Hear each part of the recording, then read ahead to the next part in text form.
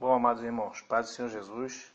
Está falando aqui é o pastor Fábio, aqui do grupo de escatologia. Vou tentar explicar aqui para vocês, segundo aos Tessalonicenses, no capítulo 2, de forma bem objetiva, para o áudio não ficar grande, ok? Então vamos lá. A explicação é a seguinte, sobre principalmente a volta de Jesus ou o arrebatamento, tá? Aqui Paulo ele escreve de uma forma também resumida, porque é uma carta e ele vai em momentos falar de coisas que as pessoas que estavam ouvindo ele já entendiam, tá? Tanto que ele não entra em detalhes. Ele fala, vocês sabem do que eu estou falando. Tá me entendendo? Já nós, algumas vezes, não sabemos o que Paulo está falando. Então, foi aquilo que Filipe disse em Atos capítulo 8. Irmão, o eunuco disse para Filipe, como eu vou entender se ninguém me ensinar? Então, é preciso que alguém nos ensine para nós entendermos. E por que você, muitos de nós não entendemos? Porque não houve quem ensinasse. As pessoas simplesmente elas pegam o que aprendem e passam. Pegam o que aprendem e passam para frente. Por sua vez, aquele que pegou, aprende e passa para frente. E ele mesmo não examina. Então vamos lá. Segundo aos Tessalonicenses capítulo 2. Paulo ele começa dizendo, ora irmãos, quanto à vinda do Senhor e a nossa reunião com ele, tá? Eu quero dizer para vocês o seguinte. Não vos movais facilmente do vosso entendimento, nem vos perturbeis, quer por espírito, quer por palavra, como se o dia do Senhor já estivesse chegado. Em algumas traduções diz que estivesse perto. Em primeiro lugar, Paulo está falando para a igreja de Tessalônica que ninguém perturbasse ele, ou seja, eles estavam perturbados com alguém. Alguém tinha perturbado a igreja de Tessalônica, dizendo que o dia do Senhor já tinha chegado. E o que é o dia do Senhor? O dia do Senhor é a época em que Deus executa juízo sobre a terra. Algumas traduções diz o dia de Cristo, tá? A palavra dia aqui, tá? Não significa um dia literal. A palavra grega é emera, que significa tanto dia literal quanto épocas. Mas no contexto aqui, depende do contexto. No contexto aqui, é uma época de juízo, tá? E aos Tessalonicenses, Paulo diz, olha, ninguém perturba vocês, tá? Se alguém escreve uma carta, não acredite. Se alguém falar carta em meu nome, Paulo, não acredite, porque o dia, como se o dia do Senhor tivesse chegado, porque não chegou. Em outras traduções, como se estivesse perto. Tá? E por que Paulo diz isso, trazendo para o dia de hoje? Se alguém disser que o dia do Senhor, que o juízo já chegou, que a grande tribulação já chegou, não creia. Tá? Não creia. Ainda que ele tenha canal no YouTube, ainda que ele tenha programa de televisão, ainda que ele tenha um nome, não creiam. Aí nós vamos agora ver o que significa o dia do Senhor. O dia do Senhor é a grande tribulação, é o juízo de Deus sobre a terra. Tá? Você vai ver isso em vários pontos da Bíblia. Por exemplo, Isaías 13, versículo 9, 11. O que você vai ler lá? Isaías 13, 9. Eis que vem o dia do Senhor, horrendo com furor e ira ardente, para pôr em terra a terra em desolação e destruir os pecadores. Porque as estrelas do céu e suas constelações não darão a sua luz. O sol se escurecerá, ao nascer e a lua não resplandecerá como a sua luz. E visitarei sobre o mundo a maldade, e sobre os ímpios a sua iniquidade. Farei cessar a arrogância dos atrevidos, abaterei a soberba dos tiranos. Então o dia do Senhor, Isaías diz que é um dia de Deus cobrar e castigar o ímpio, o pecador, tá? Dentre esses, principalmente, julgar a Israel por eles terem desobedecido a Deus. Como Paulo disse, que Israel ele pecou, que ele matou o Senhor e eles são contra todos os homens. Por eles terem rejeitado o Senhor, o juízo de Deus e a grande tribulação, também é chamado dia do Senhor, o dia de Deus tratar com Israel. Tá? E aos Tessalônica, a igreja de Tessalônica, alguém estava dizendo que esse dia já tinha chegado. Vamos aqui mais para frente, depois eu volto aqui. Em Joel, você vai ver, Joel capítulo 3, versículo 11 em diante, você vai ver sobre o juízo de Deus. Né? Ajuntai-vos, vinde, todos os povos em redor, congregai-vos, o Senhor fazer descer ali os seus fortes, Levante-se as nações sobre o vale de Josafá, pois ali me assentei para julgar todas as nações ao redor. Lançai a foice, porque já está madura a seara. Vocês lembram dessa passagem em Apocalipse? Sobre lançar a foice, é uma grande colheita. Muitas pessoas morrerão nesse dia. E porque o lagar está cheio. Lagar é lugar de pisar uva, simboliza juízo. Pisar uva simboliza sangue, simboliza morte de muita gente. O dia está perto, não vale decisão, ele começa a contar, o sol e a lua enegrecerão, as mesmas palavras proféticas de Jesus em Mateus 24, quando ele fala para os judeus, né? Aí ele fala no verso 16, o Senhor bramará de Sião e de Jerusalém fará ouvir sua voz. Os céus e a terra tremerão, mas o Senhor será o refúgio do seu povo e a fortaleza dos filhos de Israel. Aqui ele está falando que mesmo ele batendo as nações, ele vai lutar contra as nações, como está em Apocalipse 19. Ele vai vir no final da grande tribulação para matar aqueles que lutam contra Jerusalém. Vai vir para salvar Jerusalém, tá? E ele vai pisar sobre o Monte das Oliveiras. Ok? Por isso que ele está dizendo aqui, o Senhor bramará de Sião e de Jerusalém fará ouvir a sua voz. Ou seja, o Senhor vai bradar em Jerusalém por amor de Abraão e da promessa que ele fez lá atrás. Está escrito em Romanos 11, que então neste dia todo Israel será salvo. Esse é o dia do Senhor, tá? Vamos continuar aqui. Então eles acreditavam que o dia do Senhor tinha chegado. Aí você vai para Amós, né? Ou melhor, vamos para Sofonias, capítulo 1, versículo 14 em diante. O grande dia do Senhor está perto, sim, está perto, se apressa muito, amargamente, clamará ali a voz do valente. Ou seja, até o valente ele vai ter que clamar, vai ter que se humilhar. Aí verso 15, aquele dia será um dia de indignação, dia de tribulação, de angústia, de alvoroço, assolação, de trevas, escuridão, densas nuvens, dia de trombeta, alarido, etc. Vai falar das angústias dos homens, os homens vão ficar como cegos, né, porque pecaram contra o Senhor. Então o dia do Senhor é um dia de juízo sobre a terra. Vamos ver só mais um. Amós, capítulo 5. Amós tem uma parte interessante, né? Deixa eu ver se eu acho Amós aqui, que eu estou com a Bíblia na mão. Amós diz o seguinte, que as pessoas desejavam o dia do Senhor. Aí, Amós 5,18 diz, ai daquele que deseja o dia do Senhor. Por que quereis o dia do Senhor? Será trevas e não luz. É como se um homem fugisse diante do leão, se encontrasse com o urso, e como se entrando na sua casa, fugindo do urso, colocasse a mão na parede e fosse mordido por uma cobra. Não será, pois, o dia do Senhor trevas e não luz, escuridão sem que haja resplendor. Então, o dia do Senhor é um dia de juízo sobre a terra, em que Deus vai executar o juízo sobre os ímpios, tá? Sendo assim, sendo um dia de juízo, um dia de trevas, um dia de punir o ímpio, Deus ele tem um padrão na Bíblia, tá? Deus tem um padrão de fazer as coisas. Ele nunca pune o justo com o ímpio. Sendo assim, o justo, aquele que crê em Jesus, tá? Romanos 5 diz, sendo pois justificado pela fé, temos paz com Deus, por meio de nosso Senhor e Salvador Jesus Cristo. Então, quando o Senhor pune o ímpio, ele não pune o justo com ele. Isso tem padrões na Bíblia. Exemplo, Deus foi destruir Sodoma e Gomorra. Deus tirou o justo Ló de lá para não ser punido junto com os ímpios. Tá? Tanto que ele esperou Ló sair para destruir. Deus foi destruir o templo de Noé. Deus salvou Noé e sua família e puniu os ímpios. Deus não pune o justo com o ímpio. Deus foi punir aquela cidade que tinha muralha, Jericó. Deus salvou Raabe, porque Raabe creu e teve como justiça o fio de escarlata, que significa o sangue de Jesus. Então Deus não pune o justo com o ímpio, isso é fato.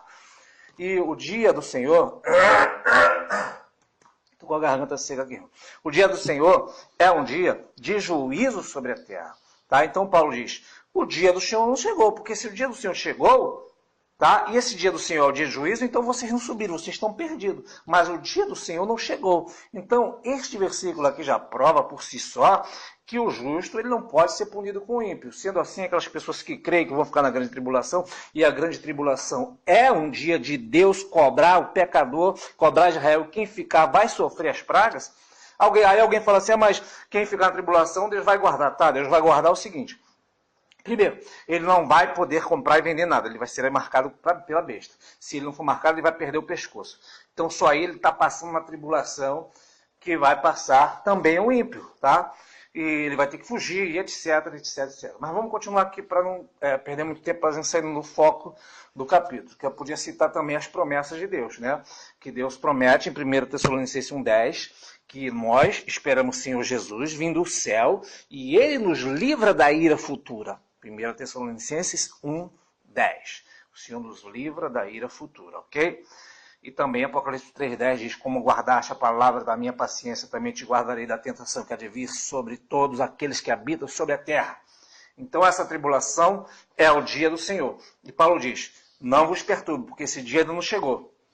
E aí ele continua: por que esse dia não chegou? Aí ele fala, verso 3, ninguém de maneira alguma vos engane, porque não será assim sem que antes venha a apostasia e se manifeste o homem do pecado, filho da perdição. Vamos repetir o versículo. Não será assim o dia do Senhor, tá? Sem que antes venha a apostasia e se manifeste. Então ele está falando aqui, para vir esse dia do Senhor de juízo, primeiro, tá? Vai vir a apostasia e depois vai se manifestar o homem do pecado. Os irmãos sabem que a Bíblia foi escrita, o Novo Testamento, em grego, tá? Todo o texto aqui de Tessalonicenses e a Bíblia, mas vamos pegar o Novo Testamento, foi escrito em grego, mas vamos pegar aqui o texto que nós estamos lendo, tá? O texto que nós estamos lendo, 2 Tessalonicenses capítulo 2, foi todo traduzido do grego para o português. Só que a palavra apostasia, ela não foi traduzida, ela foi transliterada, tá? Não sei se os irmãos sabem, mas há uma diferença entre tradução e transliteração. A tradução, você pega a palavra, tá? E traduz no sentido do significado daquela palavra, tá ok? A transliteração, ela pega cada letra do idioma original e transfere para uma letra do idioma que aquela pessoa quer transliterar. No caso do grego para o português, eles pegaram as letras A, P, O, S, T, A, S, I e transliteraram da palavra apostasia, que nada tem a ver com esta palavra aqui, original. Tá? Então a palavra apostasia ainda é sendo transliterada, ela não está traduzida. Então quem está lendo aqui tem que entender o que apostasia significa. É como que alguém traduzisse e dissesse assim: olha só, vou traduzir tudo isso, mas quando chegar na palavra apostasia, vocês se virem para aí, para vocês descobrirem o que significa. Tá? Assim como Apocalipse, todo mundo sabe que Apocalipse significa revelação, mas Apocalipse também é uma palavra transliterada do grego. Apocalipse significa o quê? Apocalipse, quando eu penso em Apocalipse, eu lembro logo das pragas, bola de fogo caindo, pessoas morrendo. Mas por quê? Porque nós tomamos esta palavra Apocalipse como esse significado. Mas não é nada disso. Apocalipse significa revelação. Essa é a tradução, mas nossa Bíblia vem escrita Apocalipse. Igual outras palavras também, apóstolo, também é uma palavra grega. Então aqui, esta palavra não está traduzida. Então nós temos que buscar a tradução do que significa apostasia. Aqui está escrito que antes, para o anticristo se manifestar, tem que vir primeiro a apostasia. Aí as pessoas pegam esta palavra apostasia aqui, tá? E levam para o lado o significado espiritual, porque em 1 Timóteo capítulo 4, verso 1, a Bíblia diz que nos últimos dias apostatarão alguns da fé, não é isso? Não é isso que diz lá? Muito bem, só que esta palavra apostasia, ela aparece mais de 14 vezes no Novo Testamento. E ela tem vários significados de acordo com o contexto da palavra. Tá? Então, nesse caso aqui da nossa Bíblia, tem outros significados também possíveis. Tá? As pessoas levam a apostasia como se fosse uma palavra que significa que as pessoas vão se rebelar contra Deus, mas não é só esse significado. Eu vou te provar na Bíblia, tá? Então você vai ver em vários textos bíblicos, tá, que a apostasia, quem quiser depois eu mando aqui, eu tiro print dos dicionários, tá? Vou tirar print depois e vou mandar para os irmãos no grupo. Das partes aonde fala sobre apostasia. Tá? Na Bíblia, em português, na Bíblia também em grego. E os significados.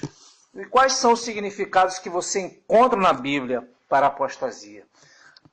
As traduções, as interpretações, os significados são seguintes para apostasia. Significa deserção, significa revolta espiritual, no caso espiritual, rebelião contra Deus, né? Significa partida, significa desaparecimento, significa saída, significa afastamento, significa distância. Né? Tudo isso tem nas Bíblias antigas. Então, vamos lá. Onde aparecem mais essas palavras, apostasia, tá? No Novo Testamento? A Bíblia diz em Hebreus, capítulo 3:12, quando fala: ninguém tem um coração duro para se apartar do Deus vivo. Então a palavra apartar tem a mesma raiz de apostasia. Vou explicar melhor para os irmãos. A palavra apostasia é um substantivo, tá? E a palavra apisteme, que é a mesma raiz, é a forma verbal da palavra apostasia, tá? Entenderam, irmão? Apostasia é um substantivo, e episteme, que é a raiz da mesma palavra, é a forma verbal. Então, os dois têm significados iguais, dependendo do contexto, mas dependendo do contexto, a palavra pode mudar de acordo com o contexto. Tá? Por exemplo, se eu falar a frase, tá? Diz amar a Deus, mas comete pecado. Essa frase não está na Bíblia, não, que eu estou inventando agora, tá? Diz amar a Deus, mas comete pecado. Eu usei amar, verbo, ok? E se eu escrever diz ter amor a Deus, mas comete pecado? Eu usei o substantivo amor. Então, diz amar a Deus, mas comete pecado. Diz ter amor, mas comete pecado. Eu usei o verbo e o substantivo, mas, no entanto, a frase foi praticamente o mesmo sentido. Assim também, a palavra apostasia, sendo um substantivo, está aqui, tá, mostrando o significado do que ele quer dizer na frase. Tá? Quando a palavra aparece em Timóteo, 1 Timóteo 4 diz: muitos apostatarão da fé. Está falando da forma verbal. Tá? Mas as pessoas pegam a apostasia aqui no sentido substantivo e a forma verbal que está em Timóteo e juntam-se como se fosse o mesmo significado. Então, isso significa que em outras partes também, onde a forma verbal é falada, pode se aplicar também aqui na palavra apostasia. E onde aparece isso? Você vai ver, eu contei pelo menos 14 ou mais passagens onde aparece esse texto. Tá, diz em Lucas 2,37, que havia uma mulher viúva chamada Ana, que não se afastava do templo. Então, ela não se afastava do templo, tá a forma também do verbo de apostasia, que é episteme, a mesma usada em 1 Timóteo 4,1, onde fala que apostatarão. Então, a Bíblia diz que Ana não se apostatava do templo, ela não se afastava do templo. Significa que a apostasia também tem um sentido de separação física. Tá ok? Quando também Jesus trata do assunto sobre divórcio, ele fala assim: Moisés deu a carta de divórcio, aí Jesus diz por causa da dureza, porque no princípio não foi assim. Né? Qualquer que se afastar, repudiar sua mulher, esta palavra também. Separar da mulher, a palavra também é apostatar. Qualquer que apostatar, se separar da mulher. Tá? Então, essa palavra apostasia significa separação física também. Tá? Em Atos 15, fala também que... deixa eu procurar aqui o texto Atos 15, mas tem também outro texto que fala, tá, que Paulo mandava que as pessoas se apostatassem de Moisés, porque as pessoas tinham que se separar do ensino de Moisés, tá? Separar daquilo que Moisés ensinava. Então, Paulo falava que as pessoas tinham que apostatar de Moisés. Em Atos 15, versículo 38, a Bíblia diz o seguinte: mas Paulo parecia... razoável que não tomasse consigo aquele que desde a Panfilha tinha se apartado deles. Ou seja, Marcos tinha se apartado de Paulo. E Paulo diz para Barnabé que não era justo pegar Marcos, que tinha se apostatado deles fisicamente, e juntar-se novamente a ele. Então, a palavra apostasia tem o significado de afastamento. Tá entendendo, irmãos? Afastamento, separação, retirada, partida. E vai falando, tá? Se os irmãos pesquisarem aí, tá? as Bíblias antigas, tá? Por exemplo, Bíblias antes do ano de 1600, hoje todos têm acesso à internet, Bíblia de Wycliffe, Bíblia de Tyndale, Coverdale, Bíblia de Geneva, que essa tem em português, que é a Bíblia de Genebra. A palavra, quando está em Tessalonicenses, tá? Você vai ler, tem aí, irmãos, eu tenho ela, só que ela está em inglês no meu aplicativo, vou passar para os irmãos depois o print. Nesse versículo 3 diz, ninguém de maneira alguma vos engane, porque não será assim antes que venha a separação e a partida. É isso que está escrito na minha Bíblia antiga. Só que quando está escrito a apostasia, as pessoas só levam para um lado porque elas não pesquisam. Tá ok? Então, partida, a palavra apostasia, segundo o dicionário Liddell Scott, eu tenho aqui, vou passar o print da página, significa revolta, significa partida, desaparecimento, saída e afastamento. No contexto aqui, tá, a Bíblia diz, sem que antes venha a apostasia. O artigo aqui é a, tanto na Bíblia em português quanto no grego. O artigo a, venha a apostasia.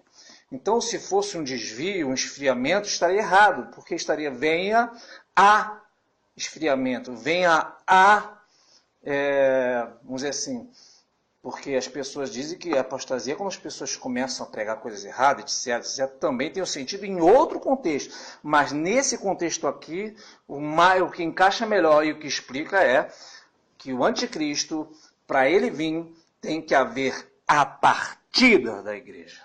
Tá? Esse é o correto.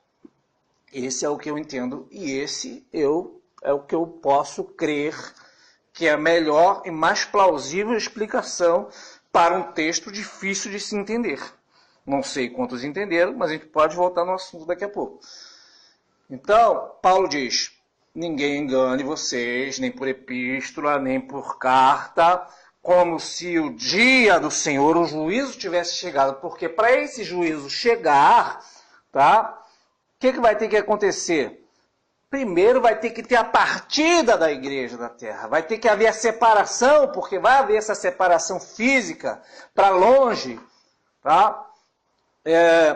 E aí sim, aí ele continua, e se manifeste o homem do pecado. Porque para o homem do pecado, para o anticristo se manifestar, é preciso haver esta partida.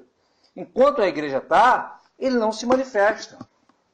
Tá? Aí ele continua falando, o qual se levanta contra tudo, que se chama Deus, se adora, de sorte que assentará como Deus no templo de Deus, que não parecer Deus. Este versículo aqui também joga por terra a tese de que o anticristo ele vem da igreja católica, não querendo defender a igreja católica, porque eu nunca fui católico, não concordo com um monte de heresia que tem lá, mas no caso aí, ele diz que ele vai sentar no templo de Deus, ele vai ser contra tudo aquilo que se chama Deus, ok? Ou se adora. Não diz que ele vai ser a favor do Deus da Bíblia, diz que ele vai ser contra todo tipo de Deus. Como assim? Ele vai ser contra o Deus de Israel. Nós sabemos que existe um Deus verdadeiro, mas ele vai ser contra o Deus de Israel, o Deus dos cristãos, os deuses do catolicismo, os deuses dos orientais que adoram Buda como Deus. Na Igreja Católica tem Deus até demais. Se fosse o Papa não ia ser contra todo tipo de Deus, porque lá eles chamam Maria de Deus, eles chamam Jesus de Deus, eles chamam João de Deus, Papa de Deus, eles chamam Pedro de Deus. Lá tem Deus até demais, e eles não são contra Deus. E por outro lado também, João diz, quem é o anticristo, senão aquele que nega que Jesus é o Filho de Deus.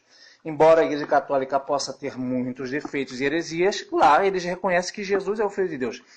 Já na questão do Islã, um dos pilares fundamentais da fé islâmica é dizer que Jesus não é o Filho de Deus e que Alá é o único Deus. Então, nesta parte se encaixa bem melhor o Islã. Mas vamos em frente, para não sair daqui do contexto. Aí Paulo diz, não vos lembrais que vos dizia isso estando convosco, ou seja, Paulo, ele volta a tocar no assunto e dizer que este assunto, para ele, já era conhecido. Paulo fala, eu já tinha falado isso para vocês. Significa que Paulo estava sempre ensinando sobre escatologia para o povo de Tessalônica. O povo de Tessalonicenses entendia muito bem o que Paulo estava falando. Paulo falou, eu já tinha falado isso para vocês, já tinha explicado várias vezes. Como é que será a vinda? Para nós não há esta informação. A pouca informação que nós temos do que Paulo está falando antes é o que está na carta primeira, onde fala que o Senhor virá do céu, nós seremos arrebatados. A palavra arrebatada é arpazô, que significa uma retirada violenta, repentina, em que nós seremos tirados da terra e encontraremos o Senhor nas nuvens, ok? Como está em Coríntios também, no abrir e fechar de olhos. Então, os tessalonicenses sabiam como era a partida, a retirada, a separação física deste mundo aqui. Então, Paulo diz, vocês não lembram que eu já tinha falado sobre isso com vocês? Aí verso 6, porque agora vocês sabem o que detém, para que seu próprio tempo seja manifestado, porque o mistério da justiça opera somente a um que agora resiste até que do meio seja tirado. Então Paulo diz que para o anticristo se manifestar, tá, ele precisa primeiro haver a partida, a retirada. Porque, irmãos, sejamos sinceros, vamos ser bem sinceros. Há quantos anos eu aceitei Jesus, recebi Jesus como meu Salvador? Tem 25 anos. E desde que eu recebi Jesus, eu vejo falar em apostasia. Apostasia já existe há muitos anos, irmão. Há muitos anos, desde o tempo de Paulo, que ele fala de Alexandre o Latueiro, né, que desviou da verdade. A Bíblia vem falando de Ananias e Safira. A apostasia, deixar de crer, desde a época em que a igreja, digamos assim, entre aspas, passou a ser igreja oficial católica, em que mataram os santos, a apostasia já existe há mais de 1000 anos, há quase 2000 anos, que é a deserção, a rebelião contra Deus, isso existe há muito tempo. No entanto, o anticristo não se manifestou. Por quê? Porque num contexto do texto aqui, tá, a palavra apostasia não se aplica a desvio de conduta, e sim a partida. E neste versículo, de novo, ele vai tocar no assunto. No verso 3, ele fala que primeiro algo vai acontecer, que é a apostasia, que é retirada, e vai se manifestar o filho da perdição. No verso 7 diz que tem um que resiste até que seja tirado. Tá? E ele continua falando que tem um no meio que resiste, né? E tem um que o detém. E um que do meio seja tirado, que nós entendemos que é no momento que a igreja sai, o Espírito Santo sai em parte da terra, não no sentido total, porque vai haver 2 testemunhas que vão pregar basicamente para Israel, ok? Muitos israelitas vão se converter, vão receber o selo de Deus, fala dos 144 mil, mas, porém, da forma como é hoje, provavelmente não vai ser mais. Por quê? Porque quando Jesus ele veio, tá, ele falou para os discípulos, agora eu vou para o Pai, porque se eu não for, o Espírito Santo não virá. Então Jesus sobe, tá, 50 dias depois, no dia de Pentecoste, o Espírito Santo é derramado. Então, vamos parar para pensar. Jesus subiu, o Espírito Santo desceu. A forma com que o Espírito Santo atua hoje é uma forma como nunca antes. Por quê? Porque o Espírito Santo atua através da igreja. Sendo assim, tem um que o resiste, é o Espírito Santo, tá? Que o resiste juntamente com a igreja. Então, quando fala o resiste, serve tanto para o Espírito Santo, porque a palavra grega para o Espírito Santo é pneuma, e pneuma é neutra, essa palavra é neutra, ela não serve para masculino e para feminino, é uma palavra neutra, o Espírito, pneuma. Então ela fala o resiste, o detém. Não é? Então, quando a igreja é retirada, o Espírito Santo sai da forma em que ele atua hoje. Porque hoje ele atua através da igreja de forma poderosa. Quando a igreja é retirada, ele vai continuar atuando, mas não da forma que é através da igreja. Está me entendendo, irmãos? Porque antes do Espírito Santo ser derramado no dia de Pentecoste, o Espírito Santo atuava nos profetas, nos reis, e quando ele queria, através daquele em quem ele queria fazer uma obra. Tá? Após a igreja ser retirada, o Espírito Santo volta a atuar como atuava no Antigo Testamento. Por isso que ele não vai ser retirado totalmente, mas apenas aquele que restringe o anticristo. Tá? E isso você vai ver em várias passagens, por exemplo, Efésios 6,11 fala para revestir da armadura de Deus, para resistir contra as astutas cidades do diabo. Quando diz também em Tiago 4,7, resistir ao diabo, e ele fugirá de vós, mas sujeitai-vos a Deus. Então, o crente é quem resiste ao diabo. O crente é quem resiste ao anticristo. É a igreja que resiste ao anticristo. Em Isaías 59, verso 19 diz: vindo o inimigo como corrente de água, o Senhor arvorará contra ele, o Espírito Santo arvorará contra ele a sua bandeira. O Espírito Santo é contra o anticristo. Só quem resiste ao anticristo já desde a época de Paulo até hoje, 2000 anos, não pode ser uma pessoa, porque uma pessoa não resiste tanto tempo assim.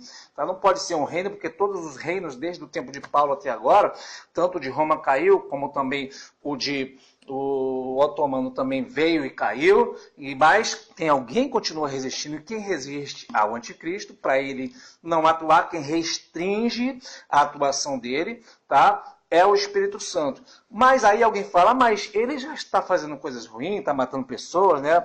Lá no Estado Islâmico. Mas a Bíblia diz que já no tempo de Paulo, já o mistério da injustiça opera. Que mistério da injustiça é esse? João diz, João 2, 2 João 2, 22, que quem é o anticristo e quem é o mistério da iniquidade, senão o anticristo, aquele que confessa que Jesus não é o Filho de Deus. Então, o anticristo, ele confessa que Jesus não é o Filho de Deus. Já naquela época já existia o espírito do anticristo, tá? E quem confessa isso hoje, que Jesus não é o Filho de Deus, é o Islã. Uma das orações dele é dizer que Deus não tem filho, e que Alá é o seu único Deus e Maomé é o seu único profeta. Isso é até uma blasfêmia contra Deus. E diz a Bíblia que o anticristo ele vai abrir a boca em blasfêmias contra Deus. E mesmo quando Deus jogar a praga sobre eles, eles vão blasfemar contra Deus das pragas e não vão se arrepender. E por que eles vão blasfemar de Deus? Porque o seu dito de glorificação, entre aspas, para o Deus deles é Alá o Akbar, que significa Alá é grande, só Alá é grande. Então eles vão muitas vezes blasfemar sem nem saber que estão blasfemando, como se estivesse glorificando, mas estão blasfemando, estão adorando ao diabo. Tá? Então por isso que diz que eles vão abrir a boca em blasfêmias, mesmo sofrendo grandes pragas. Isso não é difícil. Hoje você vê vídeos da Síria, crianças morrendo despedaçadas, pessoas sendo despedaçadas por bombas, e eles gritando Allahu Akbar. Então eles estão, na verdade, blasfemando contra Deus, mesmo diante daquela coisa terrível que são crianças sendo despedaçadas. Então, já que eles blasfemam, eles não estão se arrependendo das suas más obras. Então, voltando aqui ao assunto, o mistério da justiça opera, e a Bíblia vem dizendo, não é que o espírito dele não vai se manifestar, porque ele já está atuando. Só que, enquanto a igreja está na terra, tá? Aí no verso 8 diz que depois que a igreja for tirada, aquilo que o restringe, que é o Espírito Santo, que é a igreja for tirada, será revelado o inimigo, ou seja, ele vai se manifestar fisicamente. Aí sim ele vai se manifestar fisicamente, ele vai aparecer querendo ser Deus, vai entrar no templo de Deus, vai dizer que é Deus, vai querer ser adorado. Aí aqueles que não creram, o verso 11 diz que Deus vai enviar a operação do erro para aqueles que criam na mentira, ou seja, vai ser permissão do próprio Deus, Deus enviar a operação do erro para que eles acreditem na mentira. E o que Deus vai fazer com ele? Deus vai desfazer, Deus vai matar ele. Tá? Verso 8, Deus vai matar ele pelo sopro da sua boca, vai aniquilar pelo esplendor da sua vinda. Então aqui a vinda é parousia. Quando é que Jesus mata o anticristo em Apocalipse 19? Na sua parousia, que é a sua vinda visível. Então o texto, vou só parar por aqui, para não ficar muito grande. O texto diz que na vinda de Jesus, ele mata o anticristo. Mas para o anticristo se manifestar, é preciso ser tirado o que o detém. E o que detém o anticristo é algo, tá, que restringe para ele por quase 2000 anos. E este algo é a retirada da igreja. Tá, ok? Porque o dia do Senhor não chegou. Porque se o dia do Senhor chegou, estariam todos eles debaixo do juízo. E a prova que não chegou é que até hoje esse dia não tinha chegado lá e não chegou até aqui a nós. Então, em outras palavras, não sei quem entendeu. Espero que os irmãos tenham entendido. Vou mandar os prints das partes bíblicas. Se o irmão tiver dúvidas, fala para mim aqui, em nome do Senhor Jesus. Paz do Senhor a todos.